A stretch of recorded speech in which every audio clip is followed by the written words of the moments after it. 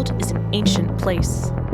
Mysteries from the past echo through our own times, and forces beyond our comprehension send reverberations down to our very homes and streets. On a planet filled with intrigue and magic, upheaval can strike without notice. Luckily, there is a group of upstanding adventurers fighting for justice and understanding. A band of gold. This is Tabletop Gold!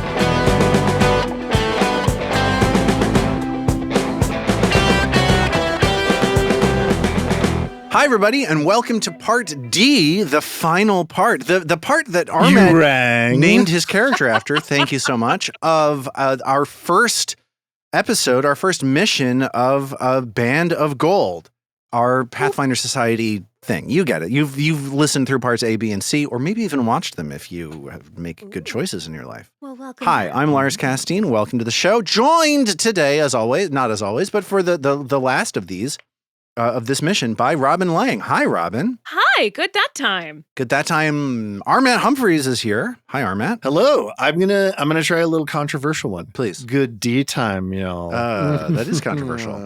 And Armat, no, rude, sorry, I've already honestly. done Armat. little rude. And it was a little ribbled for me. It was a little saucy. Hi, and Scott. Look, I'm busting out the blue material tonight. Yeah. Yep. Part D is All in when he honor of goes. Scott. Hi, Scott Hoffer is here. Hi, Scott. How are you? Oh, my stars. What a joy. What a joy. I love being here. It's true. Scott, I'm so happy to have you here. Oh, thank you. Since this is the final Since of I've these, been out of jail. Yeah. since you've been out of jail, I'm glad to just use your time for things other than the stuff that got you into jail. So games are perfect for that. People. Racketeering. Racketeering and shanking. The one, two. Shanking, yeah, well, that was in jail. Yeah. But Do something with your time. That's what got me in isolation. Yeah. Scott, yeah. I just want to Solitary. want to talk to you for a little bit as we kind of chat for a little bit, getting into this last of these 4 episodes for this. We're talking about games. We're talking about playing games. I'm trying to figure out how to ask this in a way that prompts something interesting rather than just like burdens you with like a tonnage of information. Well, you are just make it offensive. You're and a it'll be person fine. who many of my friends love games. Many of the people that I spend time with love games. When you love games, you surround yourself with people who love games. That's just kind of the way that it goes.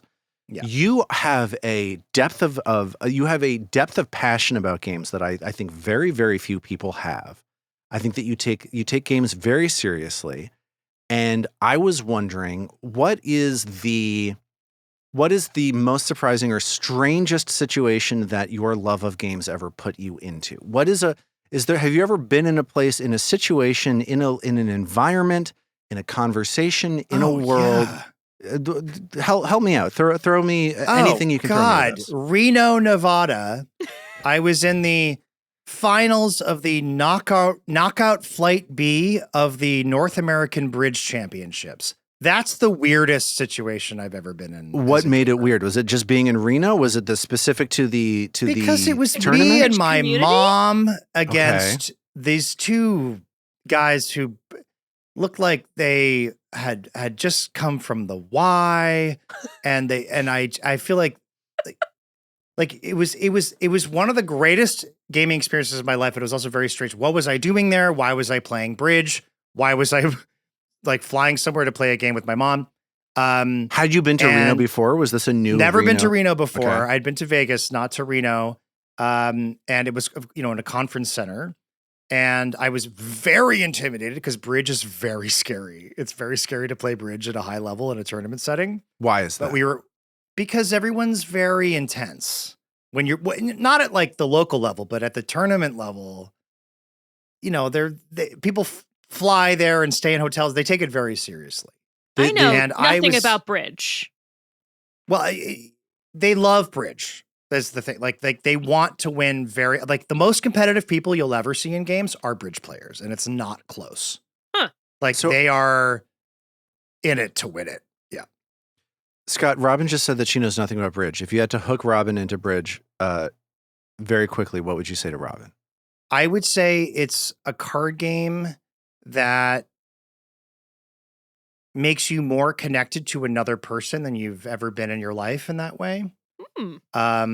And it stretches your mind in a way where you will feel smarter forever after you start playing.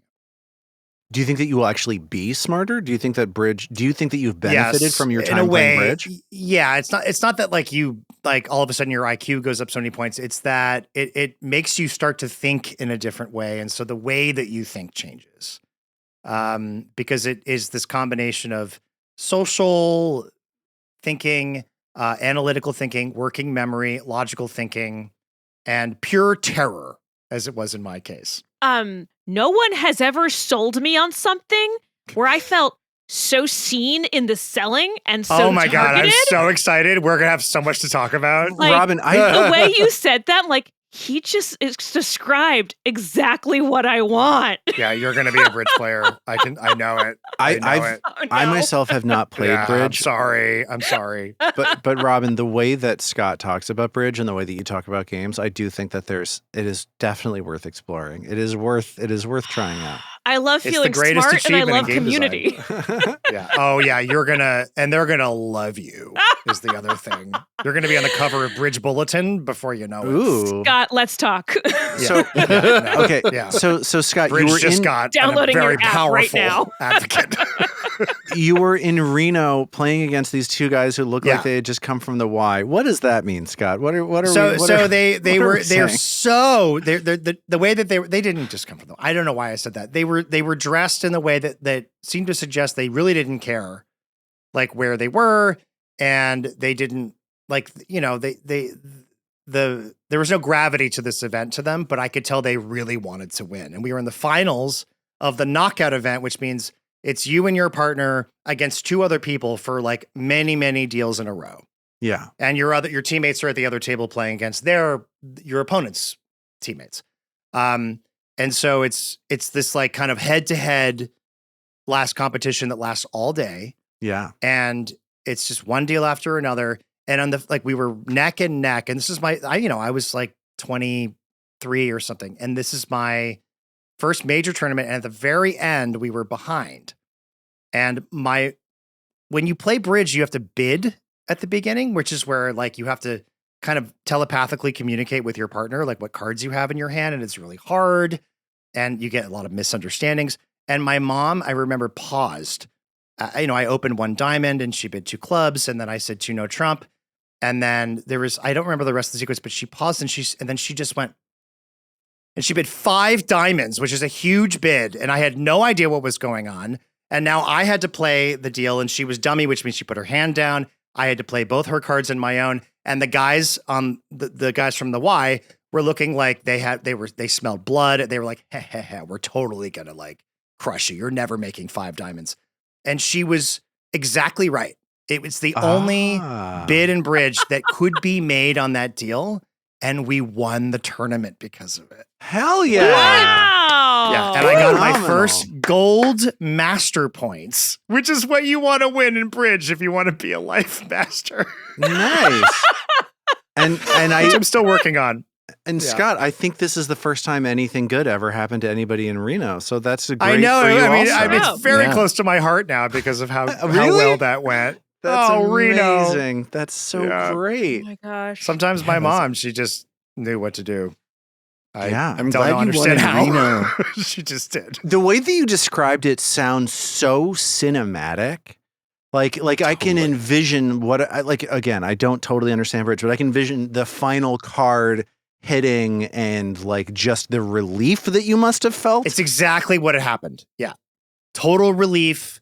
Like my ace hit and the other guys went, and they wouldn't speak to each other. Like that's what bridge does, is either it makes you so close to the partner you're playing with, or they fight. Like you don't see bridge opponents fighting each other. You see bridge partners fighting each other. I have The seen people anger is get all divorced internalized. at the bridge table. I have seen divorced people get back together who like kept playing as bridge partners but stopped being married and then got remarried because they beat us so badly. They're like, oh baby, I didn't know that you had it in you. Oh, I don't know why we ever gave this up. And they like hugged across the table and I was like, congratulations. Amazing. Who knew it was such an aphrodisiac? I mean, it does incredible things to people. You know what else is an incredible aphrodisiac that does amazing things to people is playing Pathfinder. So let's do that. Do it. Sorry.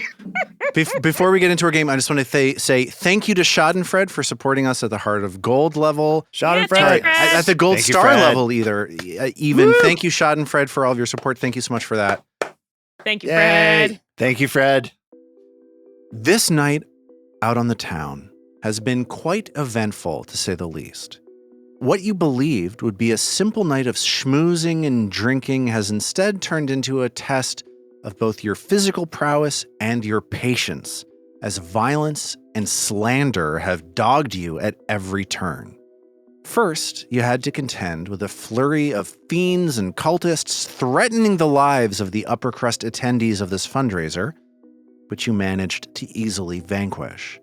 And then, Fallen, a member of an organization called the Peace Builders Alliance, suggested that the Pathfinder Society is synonymous with violence and terror. Just as dinner was being served, you were forced once more to defend the good name of the Pathfinders, which you did. But now, one of the waiters at this ritzy banquet has just lifted the lid off of a dinner plate, and a big old bug seems to have somehow gotten in there. Oh, honey. So we are going to jump straight into initiative. You're sitting at this table on this, at this like grotesque diorama of the fallen city of Vigil, the flames of hell licking all around you as a number of beautifully set tables containing wonderful meals is set in the is even closer to you. This insect just appeared out of a like bolt, like a you know, like you go to hotels, they have the metal thing over the plate and they lift it up and they room service. It's like that kind of room service type cover is lifted up A and lid. this bzz, thank you, it's a lid is what I'm talking about. And there's like a bzz as this skull That covered is such a cool cicada. He's this so cute. rasping Doom cicada appears. And Lord Olthan, the host of this party, shouts out like that it's his belief that whoever brought the imps, this cultist that started this sacrifice, maybe as a last hurrah managed to infiltrate the dinner itself with these buzzing, rasping cicadas. This cicada's going like bzzz and just. I hate nature. And with that, I need everybody to please roll for initiative. There's no encounter. That's what you think. There is now. There is now. Okay, so I'm gonna roll my initiative, and you're gonna roll your initiative. That works. That's how it works. Everybody, I think at this point is just rolling a perception. I don't think anybody did anything even remotely like scouting. This is an ambush. You're sitting down for dinner and there's a bunch of goddamn bugs. I was hungry. And I think that means that people are going to have to spend actions to draw weapons and stuff like that. Like you're not sitting at a table with your sword brandished, especially not after being accused by these people of being like psychos. Yeah, no, this is a dinner we're party. sitting. We're not armed. Ugh. So let's see how Robin did on Rick's initiative here. Rick's got an 18. It's fine. Okay, so you were ready for something, but not super ready for something. Scott, how did Parsley do here? Parsley got a 20. He was still wound up from his demonstration of expertise. Yes, the athletic showcase that Parsley just put on. How did D do, Armad? Not so great. I think he was thinking, after that last discussion, I'm sure we'll be fine for the rest of the evening. We won't have any more complications whatsoever. Well, I got bad news for you. As we start this encounter, Parsley and this cicada, this insect, tied for initiative, which means that the insect is going to go first. I'm so slow. This insect takes a look at the three of you and tries to make a choice as to which to attack as it floats up off of the table. 1 is Rick's, 2 is Parsley, 3 is D. I rolled a 1 to select that. And this creature doesn't have to go anywhere. This bug flies towards you and just slams into you at full speed. Dumb face. That is a 17 to hit. That misses. Incredibly lucky. Yay! Very Yay. lucky. Incredibly lucky. Yay! It bangs into you, misses, like you manage to dodge the other way, and it flies back Your around fork you. bonks it in the head. Yeah. And you see it weave past past your silverware as you see this large proboscis extend from its nose as it's trying to stab you in the face. Ew! This is also going to miss. This is a 9. Yeah, to it hit. really misses. And the insect is going to fly up in the air about 15 feet up and move a short distance away from you, trying not to get hit. Yikes. It's Parsley's turn, and Parsley notices across the room that at the table inhabited by Nuar Spirit Skin, the Minotaur, and also a gentleman whose name you have not gotten, another fly has just emerged from another plate. So, at the beginning of Parsley's turn, you see this one cicada flying 15 feet up in the air close by, but then another cicada at a table a short distance away. What is Parsley going to do as the crowd gasps and people start screaming as these cicadas start swarming around this dinner here in the very fires of hell? Parsley's like, I was so looking forward to eating. Parsley only eats sunlight, so he actually was going to pretend the whole time. So he's like, oh, what a disruption. Oh, he stands up. He grabs his no, he can't do that. He stands up. That's an action. He's sitting, right? You don't need to spend an action to stand up. You're not prone or anything like that. You can. Okay. So he grabs a scythe. He runs over to this thing, which is flanked. No, and stop it. It's not Nuar Spirit Skin is not a combatant in this fight. He is the most intimidating creature in this entire room. He's a goofball, dude. I don't know if you missed this dude sucks. Well, in the interest of like trying to show that we're helping other people, I run over to the one that's in front of the men who are going to scream the most when they see a cicada, and I slam my scythe down onto it, probably breaking the table in half. See what happens. All right, here we go.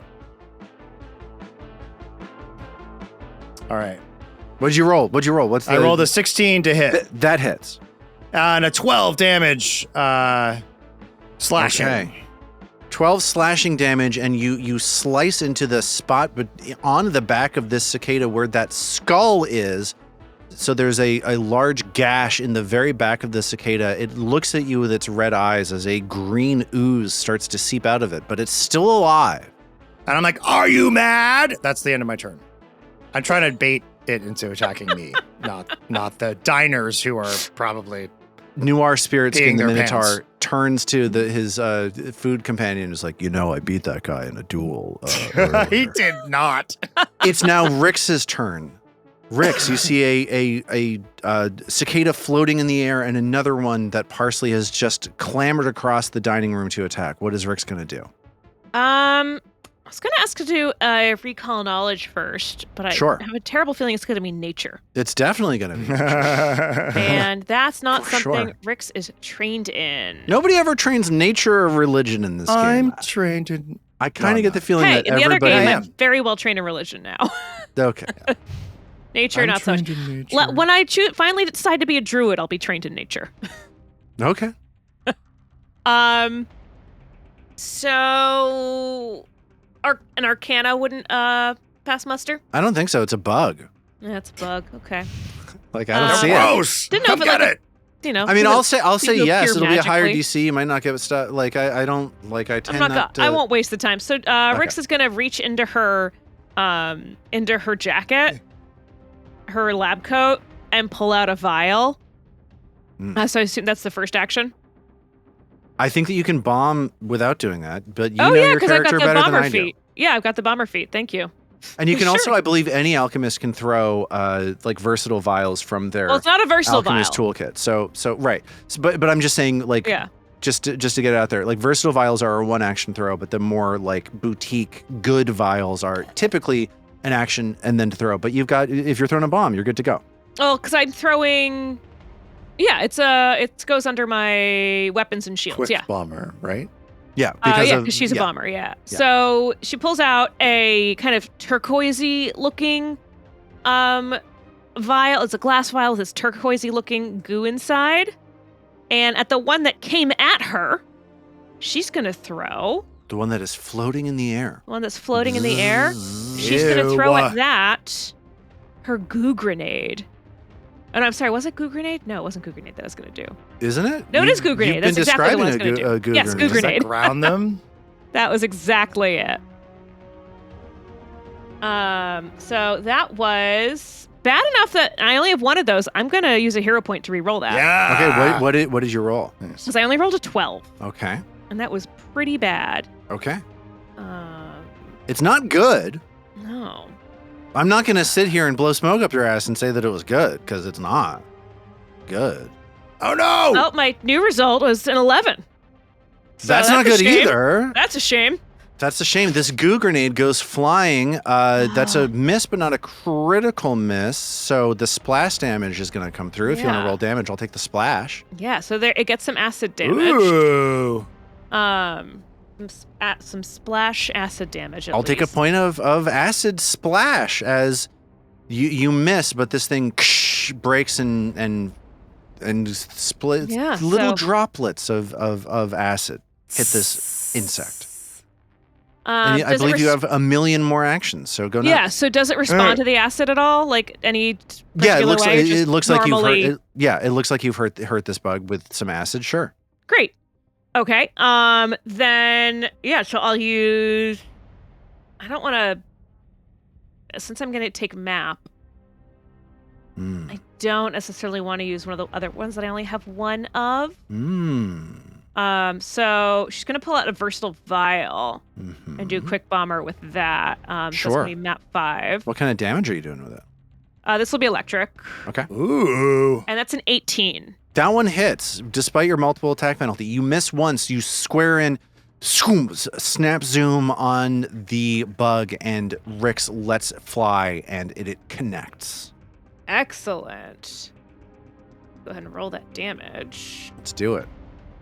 And that is 6 points of regular electricity and 1 point of splash. Nice. Okay. The Hell 6 yeah. includes the splash, but Oh, yes. sorry. Thank you. So there we go. 6 I always points of forget that. damage as you fray the wings, small holes getting eaten in the wings of the cicada by the acid. Excellent. Okay. So for Trill. Whoops. Oh my God, Trill's here. Wow. She would be so Rix just overpowered does in this the game. Trill with her voice. Honestly, we Um, could use a bard. It could use a bard, yeah. Everyone can use a bard. There's a song in that. So Rix, for her final action, she's actually, because I don't want to go all the way to map 8, that just feels wasteful. It does. And I'm glad that you know that. Rix is gonna be prepared to aid D, because D is right near her. And she'll aid D I'll just I don't know if I'm allowed to say this or not, but D may be moving at some point. Well, he doesn't have to be right next to me. to She's aid got him, ranged right? attacks and stuff. Totally. I was just, Yeah. floating that out there for that purpose. I don't know what it means, but I'm intrigued. I'm so used to just aiding with like performance to support them. Yeah, or like spell attack rolls. I mean, I think that you've Yeah. got, in my mind, you've got these versatile vials. I'm happy for you to not burn one of them to like flavor, just be like ranged attacks. You've got ranged attacks. If you want to make a ranged attack to aid, you can do that. Okay, great. Yeah, so she'll do fine that with me. to aid D. You can throw stuff. Awesome. Like you're good at throwing stuff. Pick up a knife and throw it at a guy. Yeah, aid she'll an throw a attack. fork. Great. Love it. Okay, so Rick sets up to prepare to aid, and then this insect that is standing right next to Parsley, sitting on a table, eyes blink, doink, doink, doink, and it flies Doink, up doink, doink. at Parsley. It tries to slam into Parsley. This is a good attack roll, everybody. This is a 26. Oh! You think that? Oh, why does that hurt so much? You're a bug. Parsley got slammed into for 6 points of damage, and I need Parsley. Me. It blams you, and I need Parsley to make a fortitude save as poison And I roll a starts. natural 20, and I'm like, you little piece of crap. And Noir turns to the guy who's standing next to him, and he's like, "No, really, I did really well against him." I'm like, I don't have blood. This Just drink it. The cicada swings around and extends a proboscis towards chlorophyll. Parsley as well. No, I don't think this is going to do My it. That's head a 10. goes to the side of my body and dodges it, and then goes back on top of my head. And the bug is going to fly 15 feet up in the is moving to the north right around Parsley's side and is going to ascend, getting 15 feet up in the air, trying to get out of reach of people. These bugs are playing defensively, just like I imagine the bugs that maybe you've experienced in your own life do. They don't just sit there waiting to get hit by you. They fly away from you and piss you off. So that's what I'm trying to fuckers. do. It's Dee's turn. What's Dee going to do? Two of these bugs are 15 feet up in the air. You've got like your options have been restrained slightly unless you want to bide your time and wait maybe.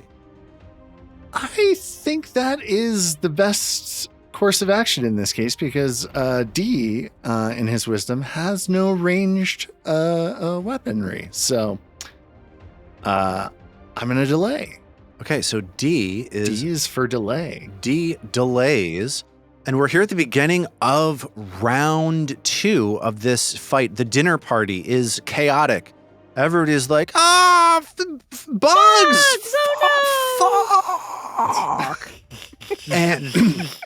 And these enormous skull-covered cicadas are rasping you, flying, getting in your face. A lot of sounds. They're up in the air as the three of you have sort of rushed across this dining room to try to take care of the situation. The bug that was at your table descends down to be right in front of D. It flies down 15 feet, and you see this bug getting larger and larger and larger in your field of vision, and it slams into you. 9 on the die. That one's an 18 to hit.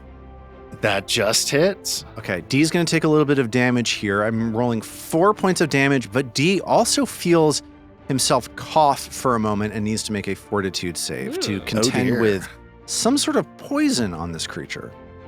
Oh boy. Well, that symbol on its back can't be good. Nice. 17. 17 is going to beat the DC here. Yes. And so you manage to shake off the poison. You like reach your hand up to your mouth and throw this gunk down on the floor. You're all fine for it. But then this sharp proboscis on the end of the cicada's nose extends towards you. That's a 13 to hit.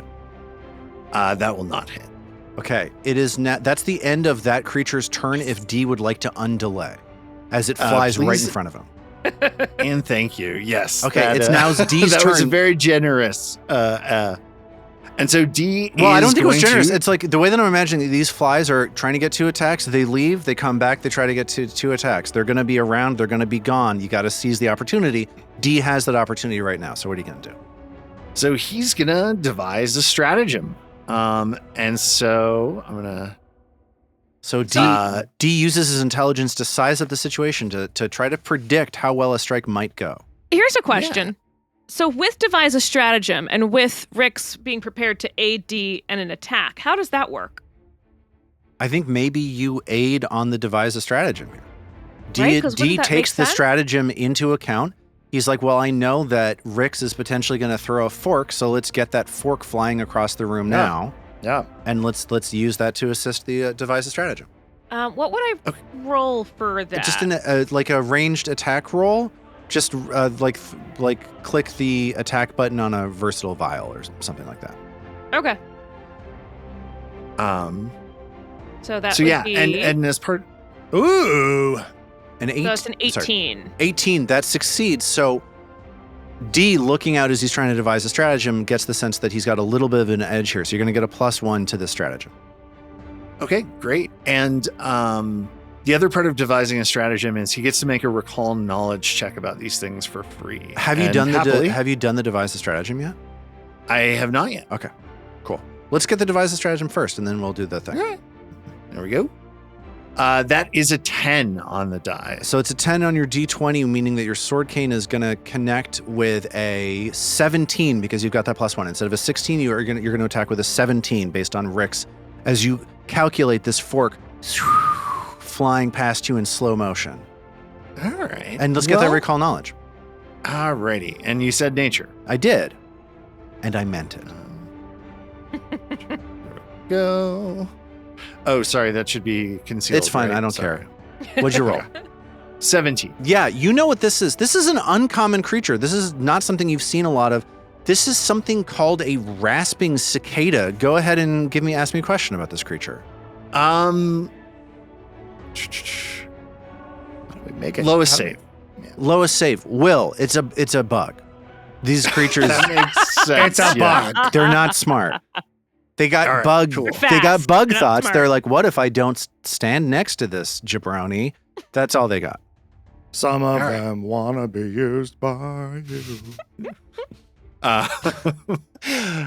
Then I think D is just gonna make an attack. So this is a 17. Yes, Beat and the you get a bonus jabroni. to your to the damage here because of your stratagem. If you hit, If you hit, Do I hit? Do I don't know. believe You gotta Thing's click a gonna hit. button, don't you? Don't you have to Oh, click the you thing that hit. says "Use my devise a stratagem"? Oh, I guess I do. Okay, well, whatever. It's a 17. We'll get him next time. I think you have to apply effect. Is that a thing you have to do? I don't know what you do, dude. I don't know. I don't know yeah, your life. That's how it does it. It Yeah, doesn't I was matter. It's a wondering why that- 17. It hits. Go. That's fine. Okay, Go great. ahead and roll damage off of that roll that you did earlier. Next time we're gonna be nailing this. This is gonna be a slam dunk. This is gonna be a Pippin to Jordan sort of alley-oop kind of situation next time. Oh, and I need another Oh thing my because God. strategic strike wasn't there. Wow, Okay. terrible You are a damage. So what'd you roll? monster. That is 4 damage. Okay, 4 damage.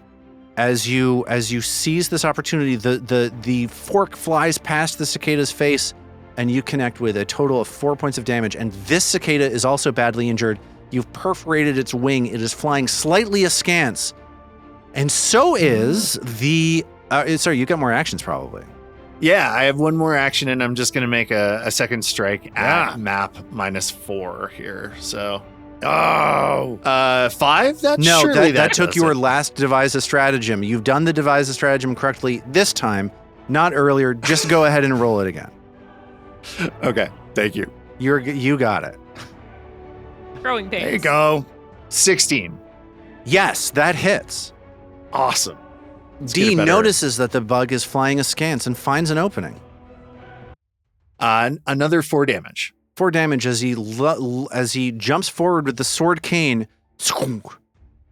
Yeah, these are like a beautiful couple of lunges.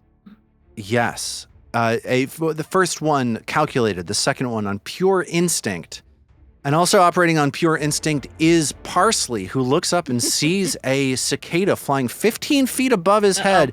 15 feet! The cries of the confused partygoers filling his ears. It's a chaotic situation. Everybody calm down. They when they sting, it hurts a lot, but you'll be out of the hospital by tomorrow. They're not listening to you. Your words fail to reach them. You're all alone. You're on your own. Nobody's coming to help you. I'm looking at that cicada that's in the air, and without even thinking about it, my arms are getting longer. Like, oh yeah. And like they're extending really long, but I realize I still can't reach it. And so Is that true? It's not true. You can reach it. If it's 15 feet up in the air, you're 5 feet. Like I'm 5 feet up. You're in this square. This square is empty. That square up here that the bug I'm not is tiny. in. I'm small. Yeah. So yeah, you extend. It's a reach. It looks like your weapon is not going to reach, but you just barely are able to get up there. And I'm like, hell yeah. I'm like, Nice. I'm like, get over here. sorry. I don't know why I did that. All right, I apologize. and then That was excellent. Never I apologize. Finish him. Yeah. And I got a 17 to hit. That hits. And it's 11 damage slashing. A big old damage roll, and this bug gets cut out of the sky and falls down to the floor. A number of the party goers faintly are like, politely like, yes, Pathfinder Society. Have you seen the Pathfinder Society? We're working our asses off, and they're like, oh yeah, what did you think of the crudité? And I think Parsley's got another action because you stretched out, you struck, and you got one more. So I can't quite reach the one that's near death, but I can flank it. Okay. Hitting that flank as Parsley moves to try to corner this bug, leave it nowhere to go. Rix is still seated at her side of the table, just throwing bombs at people. Crazy stuff. Yeah, What maybe is I should get out of the way. What is Rix going to do? Rix is gonna do the same thing she did before. She's gonna do just with a she's gonna do a versatile vial, quick bomber, and it's gonna be great because That's not up to you. Let's see how this goes. Oh, I didn't. It's gonna be great. It's a 21. Yeah, that is great. That hits. Let me ask you a question, Robin. Do you think you can do more than 1 point of damage? Let me revise my question. Do you think you can do more than 0 points of damage? I think so. And I'll also add that because she's using her quick bomber feat, that Parsley and D are not going to have to take that splash damage. Oh, Cool. wow. So the splash damage does not hit them. Oh, that's going to be 4 points of damage. 4 points of damage as this electrical bomb sends this bug crashing down onto the floor.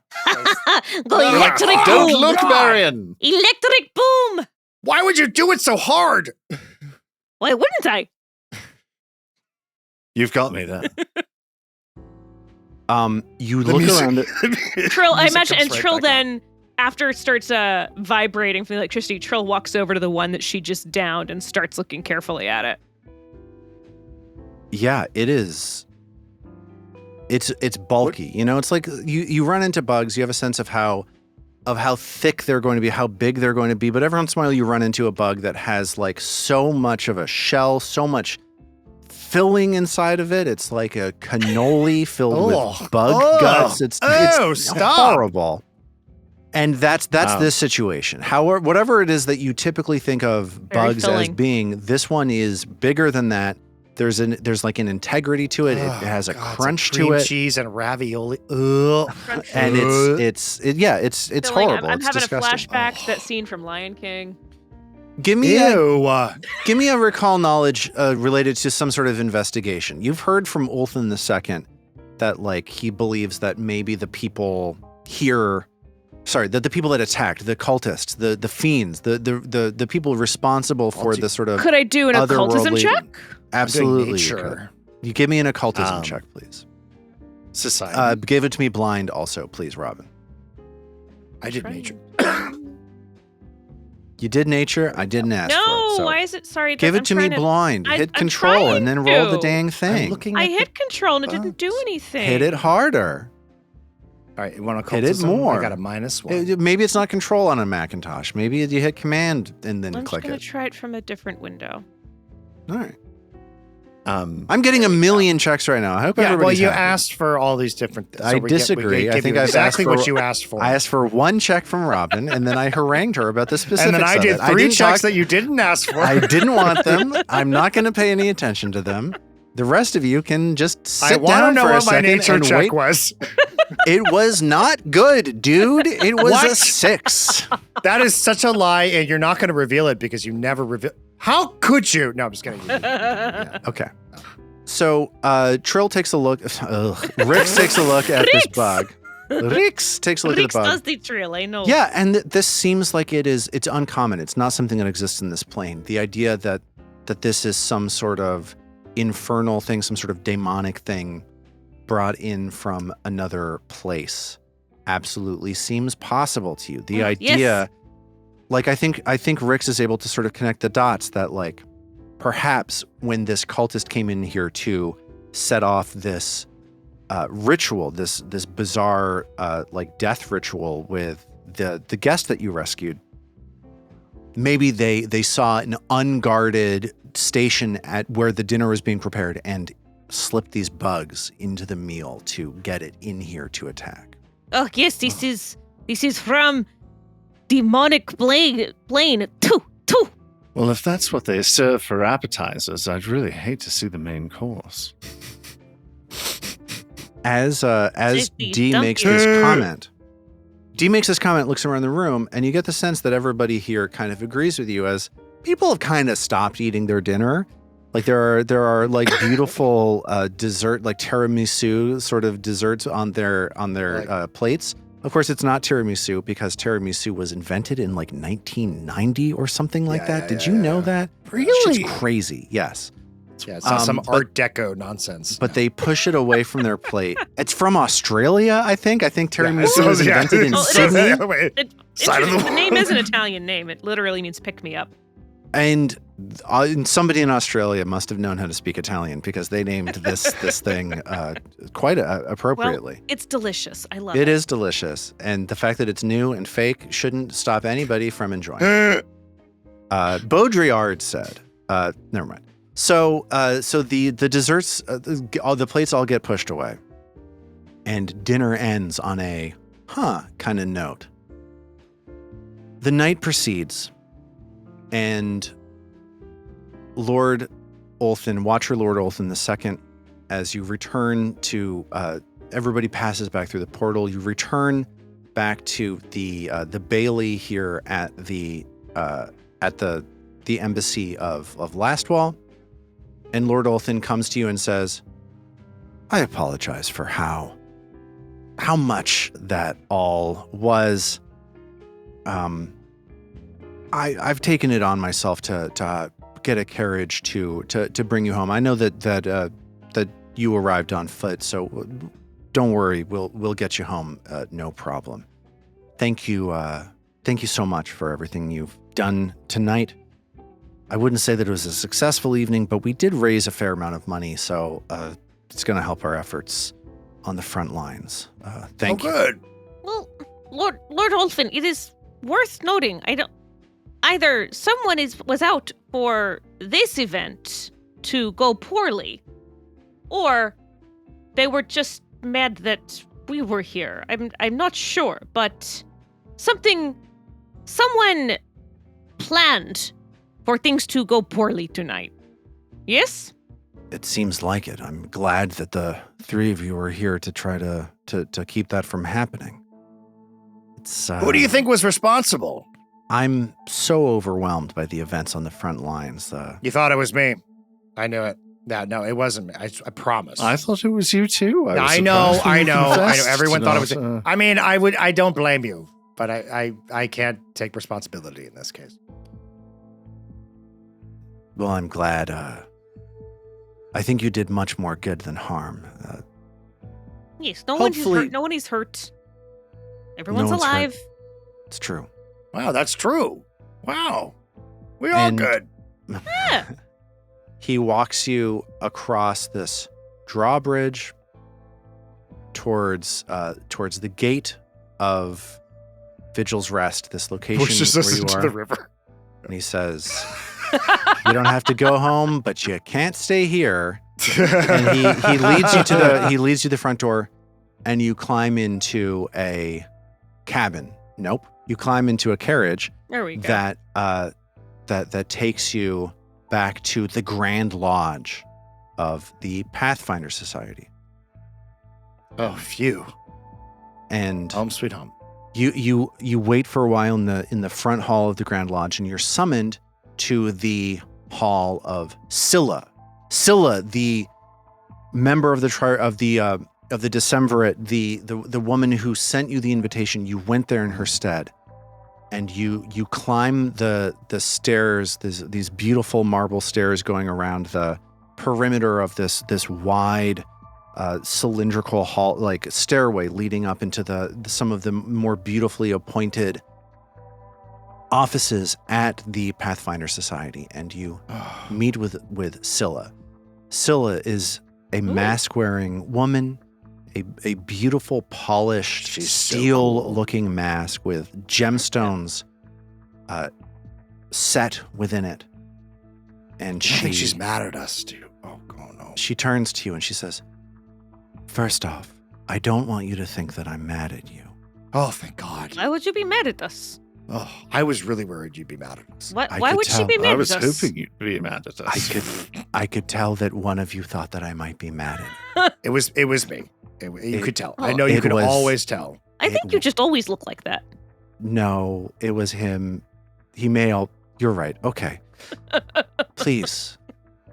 She rushes towards you and starts examining, trying to just. I heard that this went quite poorly. Are you all right? And she starts examining injuries, trying to see if everybody's okay. Does anybody need any help? And she's like, "I am sorry for sending you to such a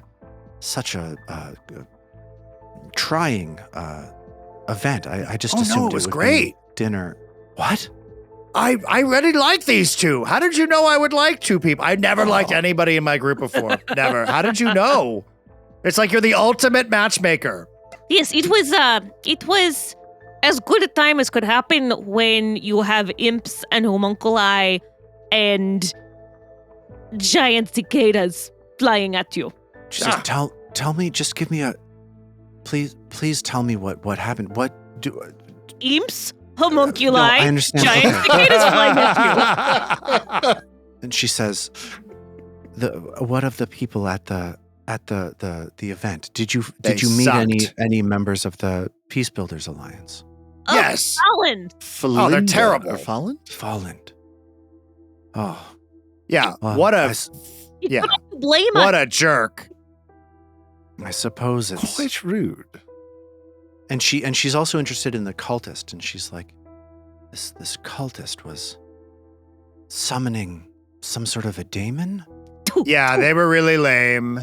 We took care of that. But the lady they were doing that to was really scared, so we were glad to get her out of there. But Yes, did he you send? may. That was a woman from House Madahani.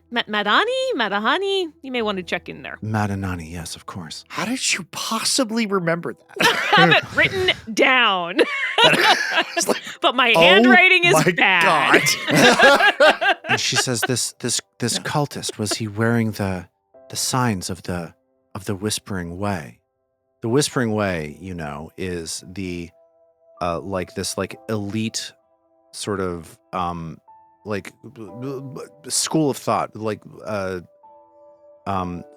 organization, philosophy following Tar Buffon.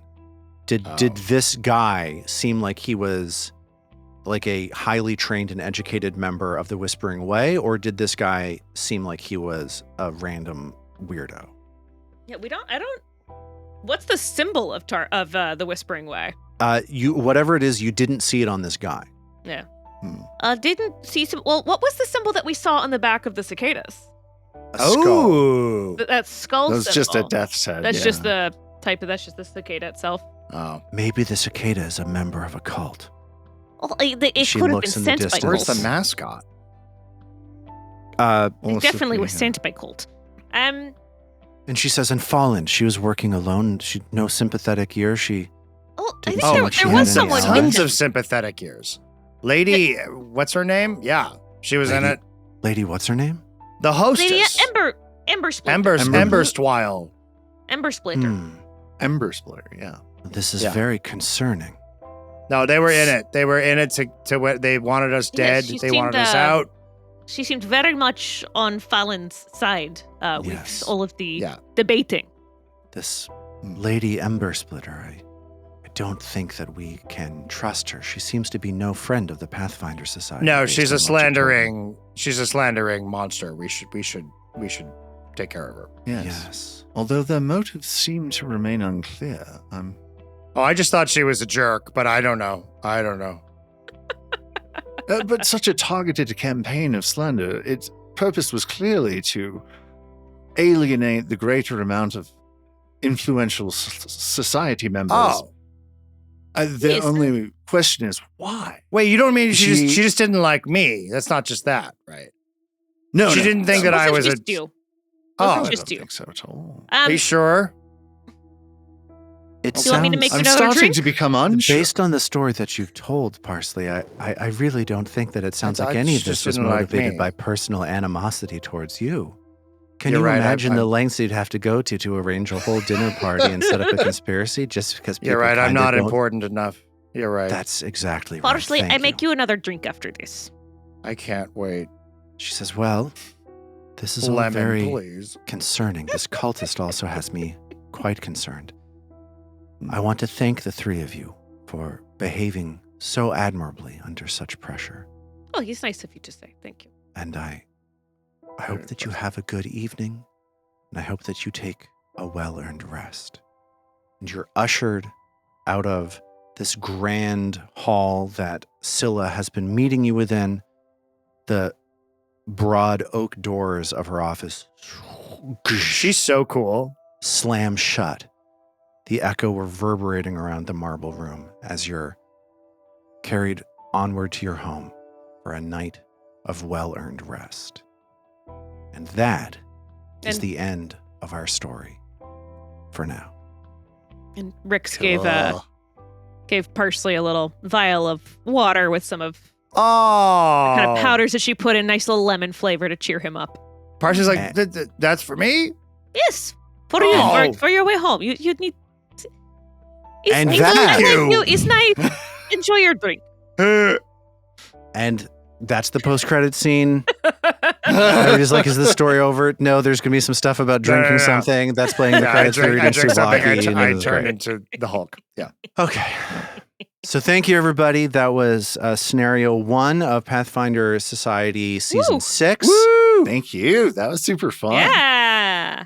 We have a little bit of time left here in this episode. We're still going to record for a little bit longer, and we're going to go to something that is special for Band of Gold that we'll do after the end of our episode D. This is the D episode. We're trying to get through these in ABCD episodes. We got a little bit of extra time. I would like to take us to something that I like to call the Bone Zone. This I'm is sorry. That's bonus content. We're talking about bonus ideas here in the Bone Zone. No, it's that kind of. We need to rename this. Yeah. We need to What rename is this. happens in the episode bone D, zone? guys. It's Come on. already in the document. I don't know how to delete stuff out of this document. No, Damn don't delete it. Lars. So we've got a few different sort of logistical things before we get into the Bone Zone, but we are careening towards the Bone Zone at a pace that you would not believe. Wow, I've already I feel- informed the MPAA. Yeah. And so check this out. In Pathfinder Society, I don't know that this is something we really are going to care about based on the way that this series is going to go, but we won't know that we don't care about it until it turns out that we don't care about it. So here's what I'm talking about. It's treasure bundles. In Pathfinder Society stuff, you get treasure bundles at the end of a scenario, and it makes it so that you get treasure that's appropriate for your level. There's like a weird thing in Pathfinder Society stuff where it's like if you find like items, you don't get to just keep them. You have to buy them using like money that you get from the thing. It's very interesting. That's there to make it so that everybody can get a copy of the weapon. I'm not sure that we care about that. I'm not sure that that's what we're going to do. We're sort of feeling this out as it goes on. Okay. But basically, I've got a checklist at the end of this scenario to tell us whether, like, what treasure bundles you get. So we're just going to run through it. This is going to be like if you ever played Blades in the Dark, where I'm going to ask you questions of, did you do this? Did you do this? Did you do that? And we're going to come up with a number of treasure bundles, and then you're going to add Did I do it? a certain number of gold to your inventory, individual personal inventory based on that. Okay, are you ready to go? Yeah. Okay, there are festivities. We did 2 of them. The duel with Noir Spirit Skin and finding Taratha's pet. Both of those happened. You each get 1 treasure bundle for that. Yes. Did you defeat the imps? Yes. We did. Did you defeat the cultist? Yes. Okay, Yes. the imps are worth 1. The cultist is worth 3. Did you prevent the victim from dying, or did you let her die? Yes. Like Yeah. an No, idiot. We helped. Okay, cool. Did you calm the crowd, or did they manage to escape into the outside before you were able to calm them? We We calmed the them. crowd. You did. And did you clear the Pathfinder Society's name when you were prompted to defend them in front of the dinner party? We did. Okay, yes. so you get 1, 2, 3, 6, 7, 8, 10 treasure bundles, which at level 1 means everybody gets 14 gold pieces added to their inventory, That's awesome. which is pretty good. Cool. That's a And lot. now it's time for bonus stuff. So we wanted to give you, given the length of Pathfinder's Society scenarios, we might be going a little bit short. It gives us time for behind the scenes chat at the end of the adventure if we've got time. So that's what we're doing right now. It's bonus stuff. Let's talk about character classes and character build. The 3 of you are playing character classes that I don't know. How did you feel about them? Do you have any familiarity with them? I'm going to start with Robin just because Alchemist is something I've never seen before. How did you feel about Alchemist? How do you feel about that playing this class? Are you into it? Do you like it? Do you hate it? Do you think it sucks? Do you think it's great? What do you think? I love it and I want to play more of it. It's an entirely so I imagine if you're listening to this, you of course you listen to our main feed podcast where I play Trill, and it's so different from a bard. There's I think the build that I got to make with Rix as well is somewhere more frontlining than I can even with Trill, who does a decent amount of damage, but getting to just throw things that explode is super fun. I like a lot of the fun character quirks also of being rat folk. Yeah. And but at the same time, you still have a bit of support because she's got all the elixirs. Yeah, the thing I was surprised about is how flexible you are and how tight or how broad your action economy is. Like I feel like you've got actions to spare in a way that other classes I just have not ever really seen. It just felt fast. Yeah. Yeah. I know people were less excited about the original Alchemist. Yeah. And playing the remaster, I think from what I learned, so I watched a lot of videos on Alchemist before we came into this to make sure I had it, because I'd heard that it was very finicky, a class like this, and so I wanted to really prep as much as I could before coming in. And by the end of it, I feel like once I started playing, it's not as finicky as I think I was afraid it was going to be. Yeah. You seemed very. I kept thinking it was empowered, more Simone. finicky than it was. Also, you did so much damage. Yeah. Yeah. Like That effortlessly. was awesome. I mean, I'm curious how that scales as it levels up. Right. Yeah. But I feel like, so for a lower level character, Alchemist feels like a really nice intro. Yeah. Yeah, I types, think I'm enjoying the more yeah. complicated classes the more I get into this. Like, I joke that I want to do a witch, but I really do. I mean, I think that stuff like this is complicated if you don't do your homework ahead of time. Like if you know exactly how to do the thing, it's actually really not that hard. It's just like some of the things take a little more prep and a little more like out of game thinking. Yeah, you can't just pull up and be a barbarian and hit things. Yeah. And rage. Armet, how did you feel about Investigator? I really liked it too. I have to say it was fun. I like the sort of emphasis it puts on you to pay attention to the narratives and kind of be using that as your hook for your basic bonus, the pursue the lead bonus. Yeah. I'm excited to, as the character develops, be able to use that devise stratagem role as a pivot point for the character class. So when I get a bad roll, with some more level ups, hopefully with what I have in mind, I'll have some more alternate things I can try to do when I get a bad roll, and I think that's going to be kind of fun. But yeah, I had a great time. I like the investigator. Cool. And I love getting lots of skills. Skill monkey life is good. Like, yeah, it's investigator is sort of like a different flavor. Like I feel like it has its own thing, but to me, it sort of feels like it's a just different approach to this like skill focused class. It's like you get to do something other than the rogue thing. It's got all its different like curly cues and Baroque elements, but ultimately you're like the person who knows how to do everything.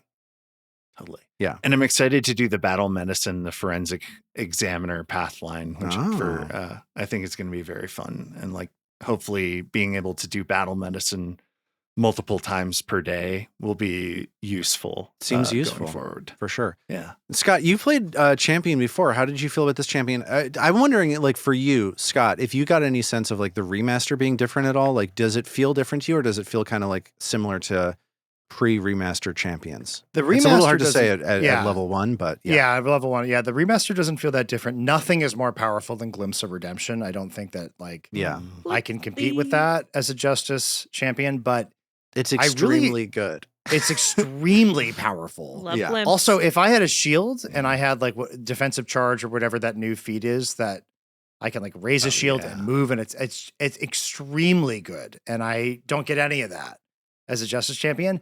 But as a Leshy champion with long arms, I really felt like the designers, I could feel their presence sort of like trying to gently limit me in what I can do with nimble reprisal and like with this like extreme range that I can have as a two-handed scythe wielding little twerp. It came in handy. It actually like was important. Yeah. Like, I think if I get focused, I'm in serious trouble, but I have one real emergency thing that I can do, which I really like, that's gourd specific, and I'm into it. Like, so far it feels like I have the room to experiment and I have the capacity to do the job that I've signed up for. So I like it. Yeah. How did it feel for any or all of you playing a level 1 character again? Did it feel like weird, good, different, bad? Yeah. Super fun. Yeah, definitely. You got to recalibrate your brain a little bit after playing like a level 8 for so long. Yeah. I'm like, oh, wait, this low number actually isn't that bad here. I forgot that. Yeah. No, there's something pure about it. You only have so many things you can do. Right. You do this one thing, and that's what you do. Okay, because you're only level 1. I have I kind of have a feeling about level 1 in this game, which like, I don't know if you agree with it, but I'll float it out there. I think that level 1 in this game is really fun, but I don't think it's like the best. People say it's the best way to get introduced to the game. And I think that that's true. I think the game is complete and fully featured at level 1, but I do think that the way that you're so fragile and the way that you go down so easily, especially if encounters are balanced to be tough. Yeah. Level 1 can be, I think, a great challenge for even like super experienced people at the game. The people who say level 1 is the best way to introduce the game are the people that want new players to feel really stressed by this experience. And I, as an onboarding designer, I disagree. But I think that the balance is good enough. Like any good GM can make that work. And I think that their encounter design has also gotten a lot better on this front. Like, I think that there are early adventures that on level 1 throw stuff at you that would be balanced to be doable at level 5 or level 3, but at level 1 are messed up. And I didn't see any of that in this encounter. No, this one was very welcoming. Yeah, and I did not cut the difficulty of the bug encounter at all for being 3 players versus 4 players. I was like, let's just go. Let's just make this happen. One thing that I'm experiencing for this, like the idea that we're doing like close-ended 4-episode like runs for each individual scenario. I don't really care if your characters live or die. I'm like kind of okay, maybe turning up the heat a little bit more. I'm feeling my way out on it. Like I'm feeling around on it a little bit. But it's an interesting sort of space to be in where it's like, I realized I don't want to, like, I'm happy for there to be a severe encounter here at the end of this thing. And you guys like steamrolled it. So, good for you guys, but stakes are very different. Yeah, like you want the feeling to be that when you hit your own personal skills ceiling, that it is an amazing turn. Like that, like you figured out something really fantastic. And at level 1, the like bounds of what you're able to do are so much more constrained that it's hard to have that moment of like personal creative triumph, like strategically. Yeah. And so you want it to feel fair, right? Because like, why did I die? What could I have done? You don't want that feeling at level 1. Right. Like, there's nothing I could have done. You never want that at level 1. You can have that at level 10, right? Yeah. Because you've signed up for this and you like understand the risk, but at level 1, no. So I think it's been perfectly done in this campaign. Maybe that's the remaster. I don't know. Like, are we talking or about it's just zone Lars. of proximal development here? Yeah. It's my Dunning-Kruger effect. I'm like, I'm really good at this, and that's why it's going so well.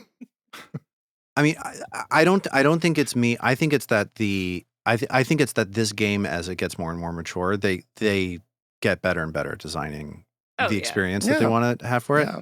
Like, yeah. So there you go. There's it no longer needs to be a love song to 3.5. Yeah, and like this. Oh, yeah. We've like it's moved past that. Yeah. This system is like, that's the lineage of it, but it is different. It has moved past it, and it's an interesting thing to see sort of evolve over time. I'm gonna tell you stuff if you don't. So people listening, if you don't want to hear anything else about this scenario, like I always sort of feel like sharing this kind of stuff is like not that great to share, but I'm gonna do it here in the Bone Zone because that's just the kind of thing that we do here. This scenario is meant to be replayable, and I kind of want to share what the like modular parts are of this, because you might play through this and you might have a very different experience than we had here on this thing. Basically, like 3 elements can swap out. We did the Noir Spirit Skin duel and the missing pet thing. That's 2 of 6 possible different like opening sort of scenario things. So like there are different festivities at the party that if you were to play this again, you might see completely different scenarios at the parties. Like you would grab different sort of moments at the party. I'm not going to spoil what those are. There are also like 3 different Peace Builder Alliance interactions. I don't know if you remember, there was like you had your first interaction with Fallen that isn't necessarily in this thing, that can get swapped out, which is sort of interesting. And then the encounter with the cultist can be completely different, where like you fought this cultist with homunculi.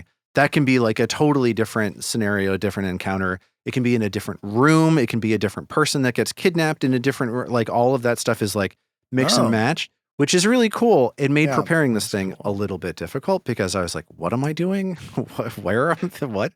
How do I like the text for the adventure has like all of this stuff that you just like select. You had to play delete. Sudoku first in order Basically, yeah. I did find it. I found this like a challenging thing to prepare. And then I didn't make it any easier when we started talking about Pathfinder Society, and I texted you and said, hey, we're not doing 601, are we? Because I played that at Gen Con.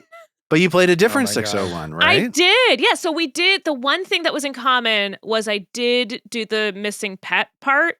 Got it. But the other one was totally different. Like I made a comment about one of the characters looking drunk, and that's from my memory of when my ranger cheating. My ranger Gorgetta. Gorgetta? My human, my winter touched human ranger did that adventure. And then we had and then the cultist battle was in a totally different room, and a totally different person was kidnapped. It was in like a long dining hall area, and we had to like leap around tables. So it wasn't as compact a fight. It was a totally different fight. Yeah. It's interesting. It's neat. But we didn't I think we ran out of time. We never even made it to the dinner part. The hell. I don't know that I even did that. I don't remember. Yeah. I could have also just been in a haze that's what I've been at that calling point. it. Yeah. There's a lot of gaming that happens at Gen Con. You kind of start to forget That's things. what it's famous for, yeah. And I can't find my notes from that. I did find my I still have my sheet, my reporting sheet. So when you do a Pathfinder Society game, you get a reporting sheet that says like how you did with the adventure summary, what your boons are. So we also got 14 gold and 4 XP. and a 3rd rank scroll of Dispel Magic. Wait, do you get 'cause the- exclusive stuff for if you show up and do a live like session mean, at one of these events? There are exclusive Exclusive- sessions. There are some that only happen at Yes. conventions and stuff like that. Yes, and then you get Ah. like, my our GM That's gave us from like the- dice. Oh, Because so the GM got a certain number of dice to give out, and so they gave it. So the That's guy who cool. did it Yeah, gave us dice. I would want that. That is cool. And so each one, this one says like 2024 on it. So each year they make Yeah. different ones. I have 2 different Pathfinder ones now and a Starfinder one as well. Because I also did the Nice. Starfinder playtest, Cool. which was Oh, fun. cool. And and then I also did the 600 adventure. And I did that with some of our listeners. That was super fun. Oh, awesome. And that's one of the ones that are the event specials. And so so they had the whole ballroom that it was in, every table, yeah. everyone was playing the same scenario. We were all Pathfinder Society members on an adventure on a ship. And each table the GM was actively reporting how we were doing, and it was getting that's added so to a live amazing. counter on the screen. And as That's we hit awesome. whatever the point, like whatever the goal point was, we would then move to the next part of the scenario. It was really cool. Oh, That that's sounds really fun. amazing. That's amazing. That sounds Yeah, that is awesome. worth, like, if you ever can go to a large event where they do those types of things, it's worth doing once. It was a lot of fun. Wow, I didn't know. And we did, Yeah, it was that like till sounds- 1:30 in the morning. Well, with Young that, people. we've reached the end of the Bone Zone. I hope that everybody enjoyed this bonus content. And that's it for our show. Everybody, thank you so much to Scott. Thank you so Thanks much to for having Robin me. and to Thanks so Armin much, also. you guys. Thank you all. Thanks for Thank you watching. so much Lars. to let's shout out the designer of this scenario, shall we? Like, Oh, it yeah. seems a little messed up to not call them out. I had it noted, and then did I say it in my thing? No. So just give me a second. Actually, interesting. So this was scenario 601, the Year of Immortal Influence introduction, and it was designed, of course, by Rigby Bendelli. Thank you so much, Rigby, for designing this thing for us, Yeah. and thanks Thank everybody you. for tuning in, checking us out. We'll be back in a couple weeks with a whole new scenario, and we'll things We'll see which rotating, things characters mixing show around. up. We'll see what it is. Yeah. But thanks everybody for tuning in. We'll see you next time. Bye. Bye. The Band of Gold is a Tabletop Gold production produced under the Paizo Incorporated fan content policy, using trademarks and copyrights owned by Paizo that are covered under that policy. The Band of Gold is not published, endorsed, or specifically approved by Paizo. For more information about Paizo and Paizo products, visit paizo.com. All original characters and content in The Band of Gold are the property of Tabletop Gold, and all rights are reserved. We at Tabletop Gold would love to hear from you. Visit tabletopgold.com to learn more about us and our shows, pick up great merch, and connect to the best online community in all of podcasting. Thanks for listening.